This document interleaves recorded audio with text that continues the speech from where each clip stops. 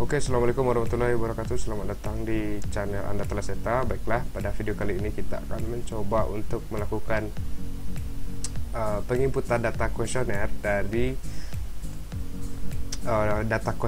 kuesionernya menuju ke Excel. Jadi di sini kita akan mencoba untuk menginputkan data kuesioner itu ke dalam Excel. Gunanya untuk supaya nanti data kuesionernya itu bisa digunakan untuk penginputan ke dalam software pengolahan datanya seperti SPSS, FU, PLS, dan lain-lain sebagainya.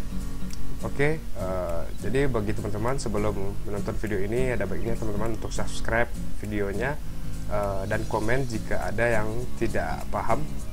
Oke, langsung saja di sini saya punya kuesioner. Nah, satu lembar kuesioner di scan. Nah, di sini saya punya satu lembar kuesioner seperti ini. 2, 3, 4, 5, 6. Oke, ada 6 lembar untuk satu orang kuesioner, itu ada 6 lembar untuk kuesioner seperti ini. Kita perbesar. Nah, jadi dalam kuesioner ini biasanya tampilannya seperti ini. Pada umumnya ada nama, jenis kelamin, pendidikan, usia, pekerjaan. Nah, bagi teman-teman yang punya kuesionernya, misalnya di dalamnya ada pendapatan, ada macam-macam seperti status perkawinan, pendapatan, ataupun jumlah anak. Jadi teman-teman sesuaikan dengan kuesioner teman-teman. Jadi pada umumnya seperti ini. Lalu di sini saya punya 3 variabel, yang 2 variabel bebas dan 1 variabel terikatnya. Variabel bebas biasa disebut dengan variabel X, dan variabel terikatnya biasa disebut dengan Y. Nah, di sini teman-teman bisa lihat saya menggunakan 5 skala Likert. Nah, bagi teman-teman yang menggunakan 4 skala Likert ataupun ada yang 1 skala, ada yang 2 skala, 3 skala, caranya sama penginputannya. Nah, di sini yang variabel pertama saya yaitu sarana prasarana seperti ini. Nah, jadi sarana prasarana ini terbagi dalam beberapa indikator, biasanya seperti itu. Jadi bagi teman-teman yang tidak menuliskan indikatornya di sini juga nggak apa-apa. Ini hanya untuk membantu supaya lebih mudah saja.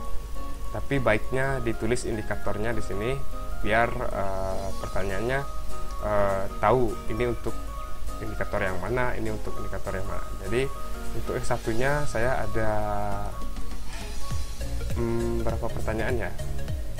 Nah, ada 12 pertanyaan dengan indikatornya indikator pentimbangan atau perencanaan spasial,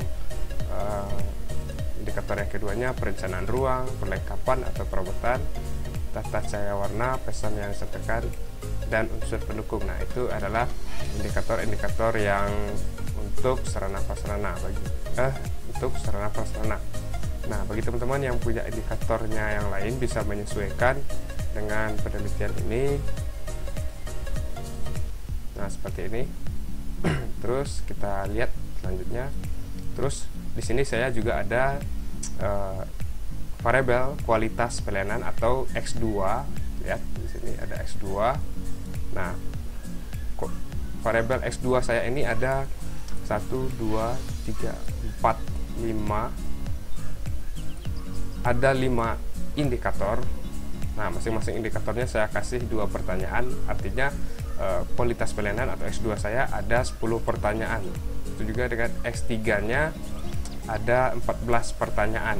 Nah, langsung saja kita melakukan penginputan datanya ke dalam Excel. Jadi nanti untuk Excel ini dia digunakan untuk master data teman-teman dan juga untuk lampiran. Jadi lebih rapi, lebih gampang untuk pengkopiannya ke dalam software pengolahan datanya. Oke, yang pertama kita punya di sini kita ke halaman pertama dulu. Nah, ini di sini ada nama, jenis kelamin, pendidikan, usia, pekerjaan. Jadi caranya yaitu di sini di Excel ini di sudut kanan, sudut kiri paling atas ini kita kasih nomor. Nah, jadi biar lebih jelas ini responden yang keberapa, ini responden yang keberapa untuk datanya. Oke, kita kesampingkan di sini, kita perbesar. Nah, di sini ada nomor, terus selanjutnya baru kita kasih nama, terus di sini jenis kelamin,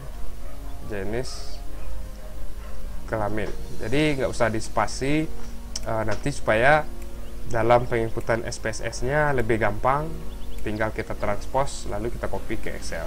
Nah, terus di sini ada pendidikan. Nah, nggak apa-apa, namanya simple-simple aja biar nanti lebih gampang, dan tidak boleh dikasih spasi ya. Usia, terus di sini ada pekerjaan dan kunjungan. Nah, jadi teman-teman terserah. Nah, di sini kalau misalnya teman-teman lupa mengasih headernya atau pengen ngasih headernya, kita tinggal klik yang di angka 1 ini yang di sini, terus kita insert. Nah, di sini kita kasih yaitu kita perbesar dulu. Nah, kita kasih mark and center, terus di sini kita buat karakter responden.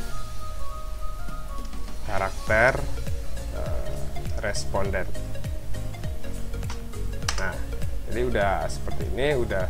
Terus nomornya kita kasih untuk nomor saya ada triknya, yaitu kita hanya masukkan angka 1 dan 2 saja. Jadi bagi teman-teman yang punya banyak responden, nggak usah dimasukkan semua angkanya, kita masukkan 1 dan 2 saja, terus di blok, lalu kita tarik ke bawah. Kita pergi ke sudut ini, sudut yang ada kotak ini, terus kita tarik ke bawah. Nah, misalnya kita sampai 30 aja dah. Nah, 30. Nah, udah. Terus ini. Nah, ini udah. Terus kita lanjut ke variabelnya. Variabel yang pertama. Oh ya, kenapa saya pakai topi wisuda ini? Supaya memacu teman-teman semua untuk semangat dalam pembuatan skripsi, karena ini sangat mudah sekali. Jadi nggak usah panik, nggak usah cemas. Nah, ada saya yang di sini untuk menemani teman-teman semuanya. Nah, di sini kita kasih, karena X1 ini ada berapa pertanyaan? Nah, ada 12 pertanyaan. Jadi kita buat di sini yaitu X1P1, X1P2. Nah, sama triknya dengan ngasih nomor tadi, hanya sampai 2 saja. Terus kita tarik ke samping. Kita tarik sampai ke 12. 12. Nah, seperti ini. Terus setelah ini kita kasih di sampingnya total. Nah, total. Nah, terus di atasnya seperti tadi kita blok, terus mark and center, terus kita kasih judulnya sama dengan variabelnya. Kita kasih judulnya itu sarana prasarana. Prasarana. Nah, biar dia rapi. Terus ini kan dia terlalu banyak memakan kotak. Oh ya, total ini kita kasih underscore X1. Nah, seperti ini.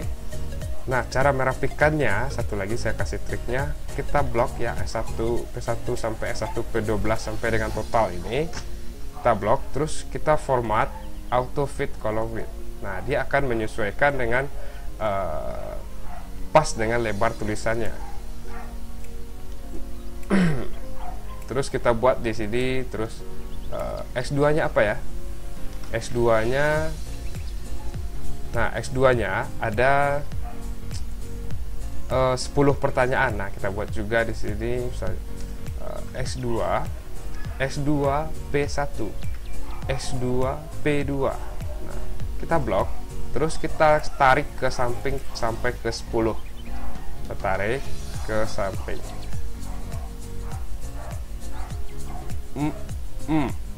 Nah, Oke, terus kita kasih di sini total underscore S2. Kenapa saya kasih underscore? Nanti pada saat pengkopian ke SPSS dia akan lebih berguna, nanti akan lebih gampang. Jadi lalu di sini kita blok yang di atasnya kasih judul bahasa kepuasan masyarakat, kualitas pelayanan. Nah, kualitas. Jadi ceritanya di sini kita mau meneliti pengaruh sarana prasarana terhadap dan kualitas pelayanan terhadap kepuasan masyarakat. Kualitas pelayanan. Oke. Udah. Nah, terus kita sama seperti tadi, auto fit column width. Oke. Nah, untuk Y-nya caranya sama. Kita lihat di sini Y-nya kepuasan masyarakatnya ada 14 pertanyaan. Nah, kita buat di sini YP1, YP2. Nah, terus sampai ke kita blok, terus kita seret ke samping sampai ke 14. Nah, terus kita format auto fit column width. Nah, terus kita blok yang di atasnya. Oh ya, kita kasih total dulu, total underscore Y. Oke.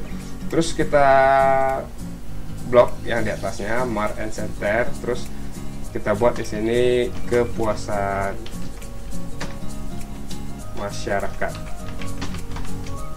Oke. Nah, untuk ini karena dia udah ada semuanya, lalu kita blok semua ini sampai ke berapa tadi? Nah, kita blok sampai 30 responden. 30 ya. Oke. Kita all border. Nah, jadi dia lebih rapi. Nah, untuk ini, untuk totalnya, khusus untuk total, kita kasih warna kuning. Nah, total S ini kenapa ya? Auto fit column width. Nah, total S1, total S2. Kenapa kita kasih warna kuning? Supaya nanti kita dalam pengentriannya tidak terisi secara manual. Jadi ini tidak boleh diisi secara manual, ini diisi dengan rumusnya. Kita kasih warna kuning. Nah, jadi ini udah bisa untuk penginputan. Nah, terus ini kita kasih warna juga. Kita kasih warnanya agak beda ya. Nah, kita kasih warna hijau deh, hijau. Nah, oke, kita coba untuk menginputkan data jawaban atau kuesioner responden yang pertama. Jadi ini emang agak membutuhkan sedikit banyak waktu untuk penginputan datanya. Oke, kita mulai penginputannya. Kita lihat di sini. Kita lihat di X1 atau di karakter dulu deh. Nah, di sini ada nama, terus kita klik. Oke, kita perkecil. Nah, ada nama yaitu Hafiza Fitri Anissa. Hafiza Fitri Anissa. Oke, kalau udah seperti ini, terus, nah, untuk jenis kelamin, triknya yaitu teman-teman jangan memasukkan misalnya pria, wanita, atau laki-laki atau perempuan. Cukup dengan coding saja. Jadi nanti pas di SPSS-nya, jadi teman-teman lebih gampang, hanya tinggal mengkasih hanya satu saja, semuanya akan tercoding dengan otomatis. Jadi hanya kita, nah di sini kan saya sediakan dua kolom jenis kelamin yaitu pria dan wanita. jangan sampai ada jenis kelamin yang ketiga. Jadi buat teman-teman, jenis kelamin ini karena dia wanita, kita kasih angka 2. Nah, seperti itu caranya. Jenis kelamin, terus pendidikan. Nah, di sini kan ada 6 kolom atau 6 kotak. Nah, dia checklist yang di kotak ketiga yaitu SMA. Nah, kita buat saja 3. Nah, seperti itu. Jadi teman-teman lebih gampang. Terus usia karena dia ada 6 kotak, jadi teman-teman terserah bagaimana klasifikasi teman-teman, responden teman-teman. Yang penting caranya seperti ini, triknya seperti ini. Terus usia kita kasih, karena dia checklist yang kolom ke-1, kita kasih angka 1, 17, 23 sampai 23 tahun. Oke, untuk pekerjaan, kalau misalnya teman-teman pakai trik coding ini juga boleh. Kalau misalnya respondennya terlalu banyak pekerjaannya, teman-teman bisa kasih titik-titik seperti ini. Jadi pekerjaan buat saja secara manual. Nah, seperti ini pelajar. Nah, terus kunjungan ini hanya variatif saya saja. Mau misalnya kunjungan berarti ada 1. Nah, seperti ini. Nah, ini adalah cara untuk karakter responden. Sekarang kita masuk ke cara yang jawaban responden. Nah, ini jawaban responden sarana prasarana.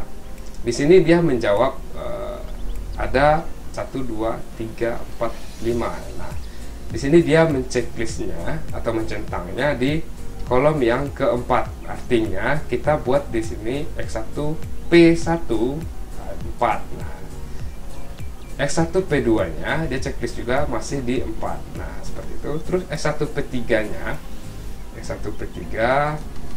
Nah, nih X1 P3 nya masih di 4. Terus X1 P4 4 juga. X1 P5 nya di 3. Terus ini juga 3. X1 P6, X1 P7 4. Nah, X1 P8 3. X1 P9 nya 3 lagi, 3. X1 P10 4. Nah, ini salah penulisan, seharusnya ini angkanya 10 masa 11. Nah, terus 11 nya 3. Nah, X1 P12 nya 4. Nah, oke, ini untuk X1 udah selesai. Terus, nah, fungsi dari ini yaitu kita masukkan rumus sum. Jadi untuk memasukkan rumus biasanya di Excel itu diawali dengan sama dengan. Nah, sama dengan sum. Nah, kita buka kurung. Terus kita pergi ke X1 P1 ini, kita klik. Nah, setelah diklik tekan shift, lalu tekan panah ke kanan. Nah, begitu juga dengan S1 P2, S2 P1, S2 P3 sampai S2 P10, tergantung pertanyaan dari teman masing-masing. Nah, terus juga dengan Y. Nah, jadi teman-teman tinggal teruskan kuesioner ini. Memang sih memakan banyak waktu, untuk apalagi makin banyak respondennya, makin banyak waktu yang dibutuhkan untuk penginputan data ini. Nah, bagi teman-teman yang bisa nanti terkendala dengan ini, teman-teman bisa berikan komentar. Nah, untuk langkah selanjutnya kita lanjut nanti pada video selanjutnya, yaitu cara penginputan data ini nantinya, data ini ke SPSS atau software pengolahan data lainnya. Jadi kita lanjut pada video selanjutnya. Nanti teman-teman lanjutkan ini dulu sampai selesai. Nanti saya akan buatkan video untuk uji untuk penginputan data ini ke dalam SPSS nya. Oke, Assalamualaikum warahmatullahi wabarakatuh.